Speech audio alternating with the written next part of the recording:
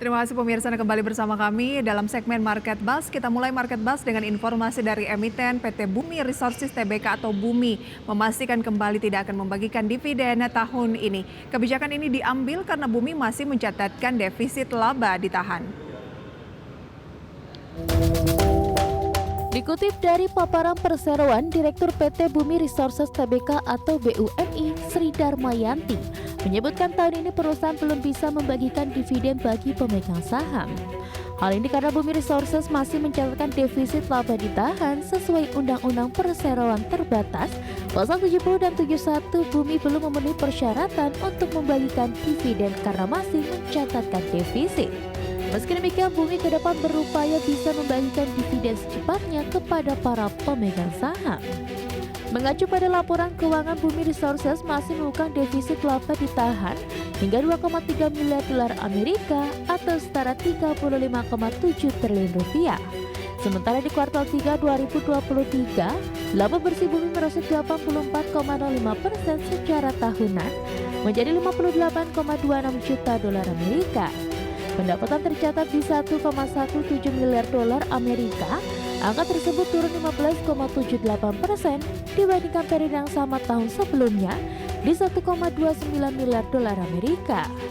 Sebagai informasi, terakhir kali Bumi membagikan dividen pada Juni 2012 untuk tahun buku 2011 senilai Rp14,31 per saham.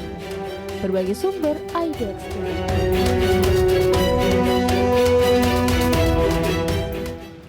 Dari kabar mengenai emiten Bumi, pemirsa, kita beralih ke agenda ekonomi, di mana ada cadangan devisa Indonesia yang akan dirilis hari ini tentunya dalam dolar Amerika Serikat di bulan November.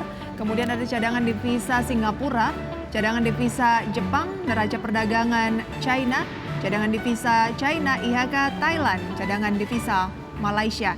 Dari Amerika Serikat, klaim pengangguran awal.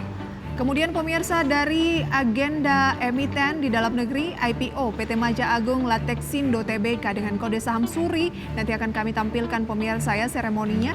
Kemudian ada BMHS RUPS, BTPN juga RUPS, demikian dengan Avia, Koko, Hero, KKGI, Toba, Vico, dan POWR KUM dividen tunai, MCOL pembayaran dividen tunai, EAST pembayaran dividen tunai, Jaya pembayaran dividen tunai, PPGL pembayaran dividen tunai, dan Tugu X dividen tunai interim. Dan update dari Bursa Asia pada pagi hari ini pemirsa juga selengkapnya dapat Anda saksikan di layar sejauh mana bisa menjadi acuan pembukaan perdagangan di sesi pertama pada hari Kamis ini, di mana semuanya kompak sedang berada pada teritori negatif.